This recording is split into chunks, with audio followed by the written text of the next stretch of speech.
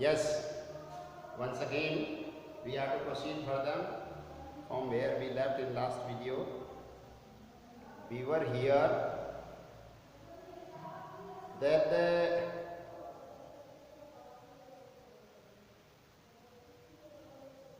of the many problems that now face the leaders of the world, none is of graver consequences than the problem of saving the human race from extinction. Page number 10 पे हैं अपने. देखिए यहाँ पर हमने अभी जो last video किया था उसमें छोड़ा था, विश्व के नेताओं के समक्ष मनुष्य जाति को समाप्त होने से बचाने की सबसे बड़ी समस्या है इस समय. Struggling as we are with the fateful horizon of an atomic age,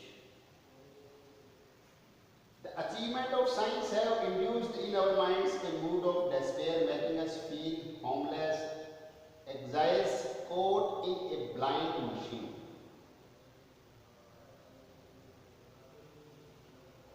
कैसी स्थिति है हम लोगों की? विज्ञान की तरक्की खूब हुई है, नो डाउट. विज्ञान की तरक्की होने के बावजूद struggling as we are with the fateful origin of an atomic age, कि हम लोग संघर्षरत हैं, संघर्ष कर रहे हैं. Fateful origin of an atomic age, कि हम एक परमाणु युग में निश्चित रूप से जी रहे हैं और उसी में अपना भाग्य तलाश रहे हैं. The achievements of science have induced in our minds a mood of despair. विज्ञान के इतने अधिक जो अचीवमेंट्स हैं, उपलब्धियां हैं, उनसे भी हमारे दिमाग में एक डेस्पेयर का, निराशा का सा भाव, निराशा का मूड हो गया है जनमानस में. Making us feel homeless, exile, caught in a blind machine. हम लोग होमलेस महसूस करते हैं बहुत बार, क्योंकि घर के जैसा कुछ वातावरण बचा नहीं, सभी कुछ तकनीक आधारित हो गया है. Man made things are becoming less and less. Machines are controlling our life almost up to a greater level. Cotton blind machine, ये एक अन्य मशीनी युग में हम प्रवेश कर गए हैं. वहाँ पर क्या है, मनुष्य की संवेदनाओं के लिए स्थान है वो बहुत कम रह गया. We are standing on the edge of an abyss और perhaps even sliding towards it. इसको अंडरलाइन कर लेना.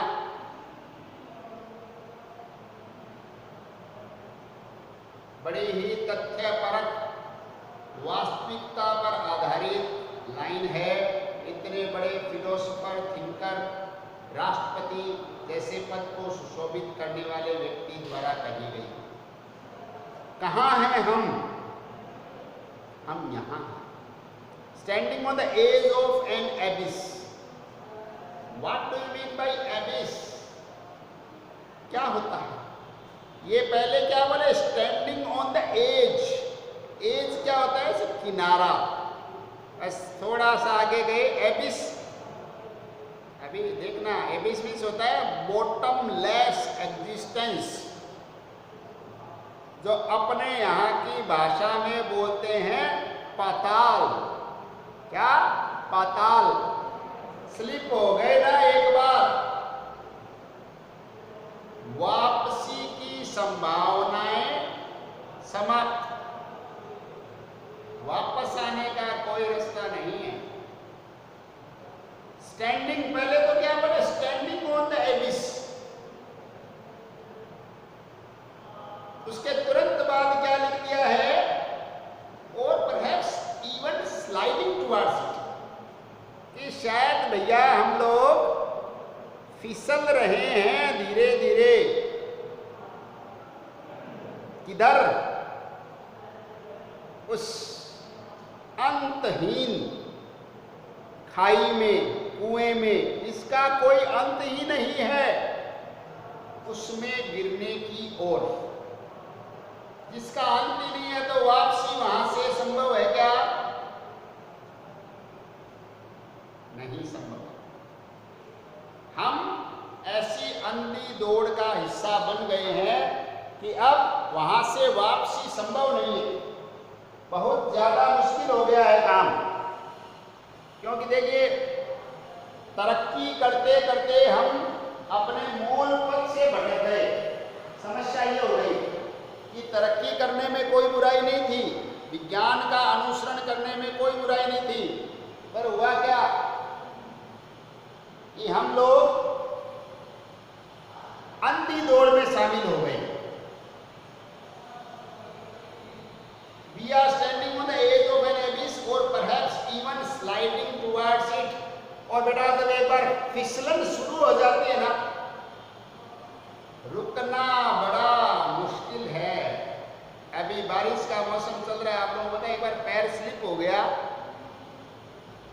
100 में से कोई 1-2 संभावनाएं ऐसी होती है कि बड़े प्रयास से आदमी रुक जाए या गिरे तो थोड़ा सा ऐसा सोचता है सही हाथ टिक जाए, ज्यादा चोट न आए। स्लाइडिंग शुरू होने के बाद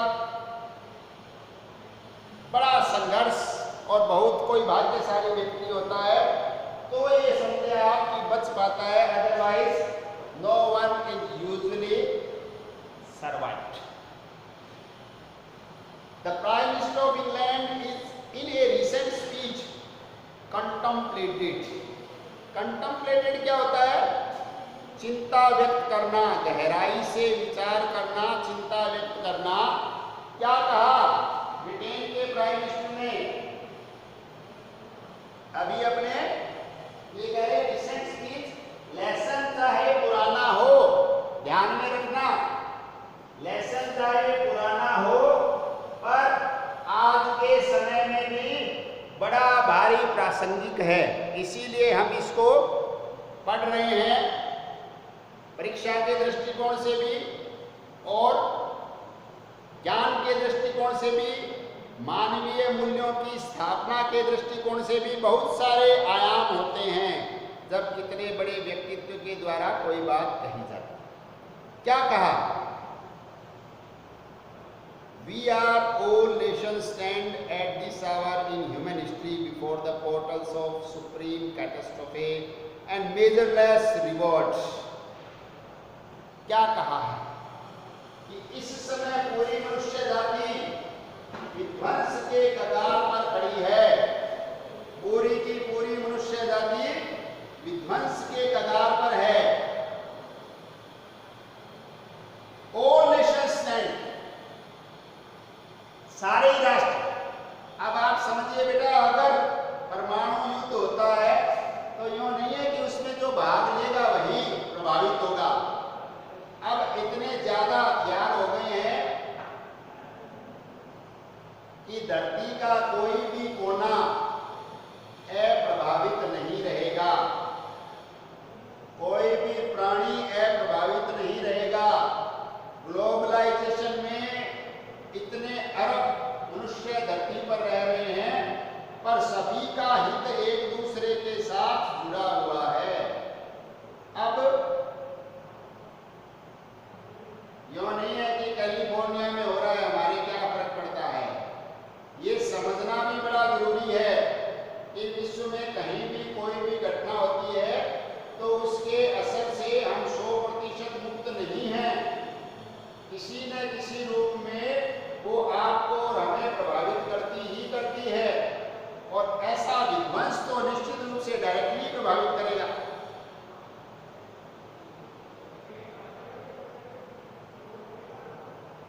सुप्रीम कैटेस्ट्रोफे, कैटेस्ट्रोफे आपको पता है?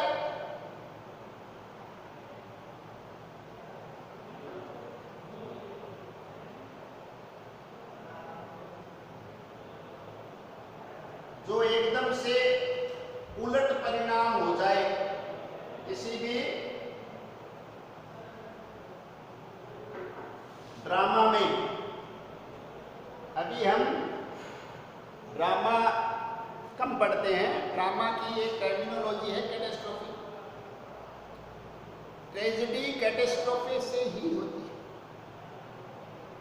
अंत में जिसका दुखांत होता है वो ट्रेजेडी है। कैटेस्ट्रोफे क्या है कि वो ट्रेजेडी घटित कैसे हुई।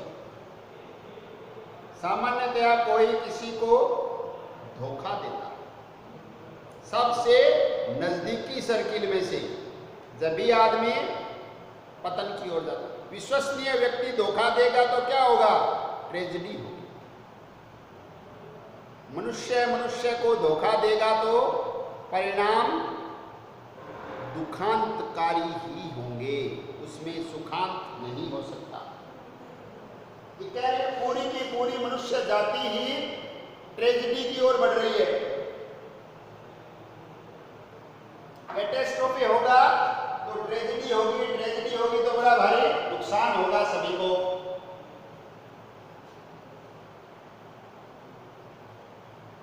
Our faith is that in God's mercy we shall choose aright, in which case the annihilating character of these agencies may bring unutterable security to the human mind. थोड़ा सा गरिष्ठ भोजन है, धीमे धीमे चबा चबा कर करने से हो जाता है, समझ में आ जाता है। वैसा ही ये दो चार लाइनें थोड़ी सी विद्यार्थियों के स्तर से ऊपर के इतने बड़े व्यक्ति हैं तो आ जाती है, तो थोड़ा हमें स्तर ऊंचा उठाना पड़ेगा। Our faith in that is that in God's mercy. हमारा भाग्य किसके हाथ में है? हमारा भाग्य ईश्वर की दया के हाथ में है। हम सभी के सभी ईश्वर की दया पर निर्भर हैं।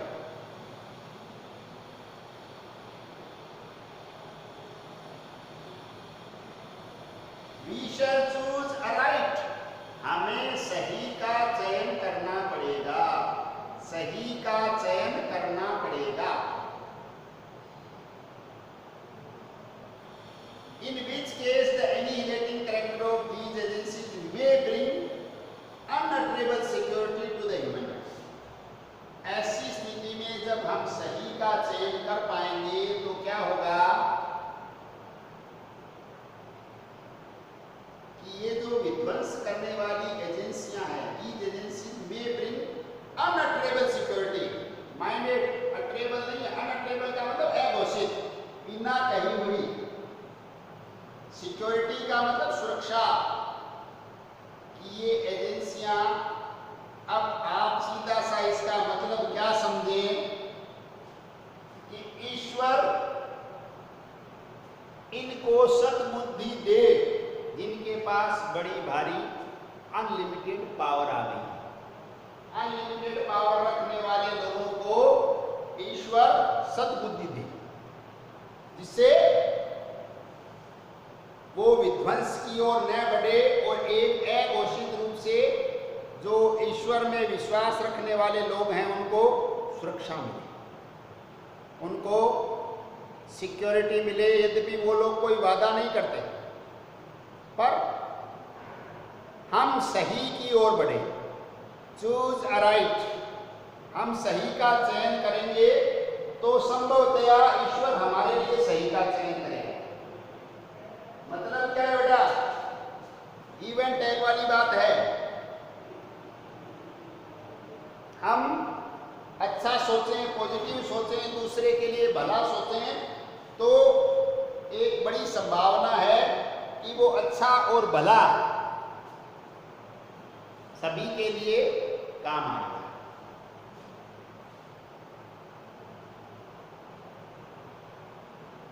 To choose right requires the cultivation of the heart and intelligence. देखिए, हर विचार एक दूसरे के साथ किस तरीके से क्रमबद्ध एक चैन की तरह जुड़ा हुआ है।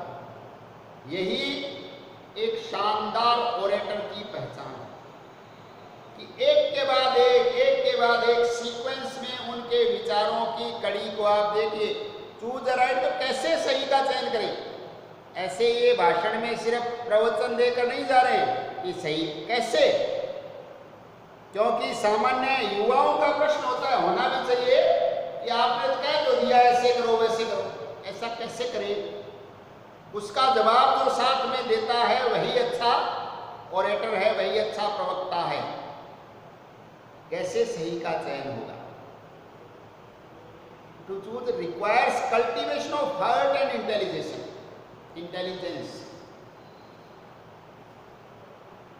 Cultivation of heart and intelligence, दो चीजें, और उनको भी बड़े सिस्टेमेटिक तरीके से कल्टीवेट करना, ट्रेंड करना, उपजाऊ बनाना, प्रॉपर डायरेक्शन में आगे बढ़ाना, इसको हार्ट और इंटेलिजेंस, दिल और दिमाग दोनों को बहुत अच्छे तरीके से ट्रेंड किया जाए, डेवलप किया जाए, तो वो सही सोचने की ओर प्रेरित हो सकते हैं। थोड़ा कठिन लग रहा है? अरे बेटा, सही सोच, सही विचार, अच्छी भावनाएं, इनकी घर से, स्कूल से ट्रेनिंग दी जाए। इसका मतलब ये कि बच्चे को हम समझाएं कि जैसे अपने दर्द होता है वैसे दूसरे के भी दर्द होता है।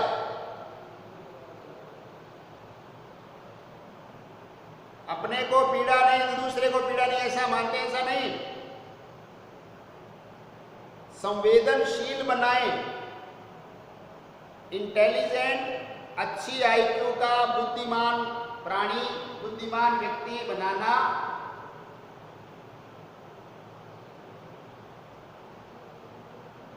टीचर्स का दायित्व है, पर साथ ही साथ उसमें अच्छे संस्कार देना ये और बड़ा दायित्व है कि उसको जो कुछ ज्ञान इम्पार्ट किया जा रहा है, दिया जा रहा है, वो उसका सही उपयोग ही करे। ये है थिंक राइट, चूज राइट। कैसे होगा सही का चयन? सही का चयन ऐसे होगा, requires cultivation of heart and the intelligence, बुद्धिमता और हृदय दोनों का प्रॉपर सही डायरेक्शन में विकास करना। Escape from decline and catastrophe depends not on scientific ideas and material forces, but on the perception and ideas of men and women, on the moral judgments of the community. बहुत ही एक महत्वपूर्ण इसमें terminology आ गई है, आप इसको भी underline करेंगे, याद भी रखेंगे। Moral judgements of community. क्या? मोरल जजमेंट्स ऑफ कम्युनिटी, जो नैतिकता पर आधारित निर्णय हैं जन समुदाय के, नैतिकता पर आधारित निर्णय जन समुदाय के, उस पर पूरी मनुष्य जाति का भविष्य निर्भर है। Choose right, yes, escape from decline and catastrophe, पतन और दुखांत से बचने के लिए नॉट ऑन साइंटिफिक आइडियाज, वो वैज्ञानिक विचारों से नहीं होगा।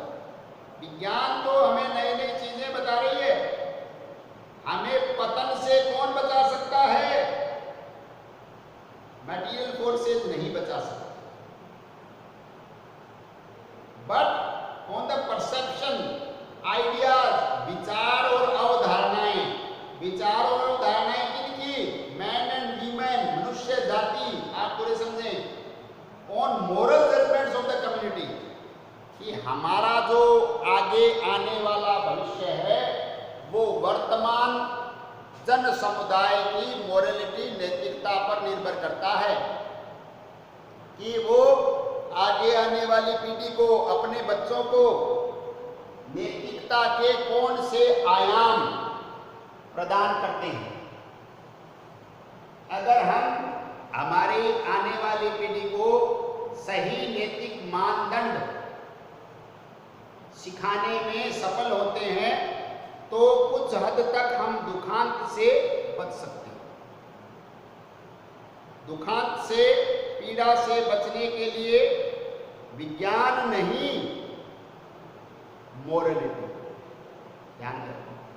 नैतिकता, मनुष्य का जो नैतिक साहस है, नैतिकता पर चलने की प्रवृत्ति है, सत्य, सहनशीलता, साहस,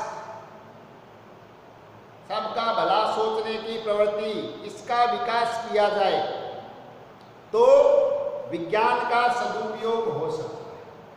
ये राधा कृष्णन साहब का बड़ा महत्वपूर्ण मैसेज है।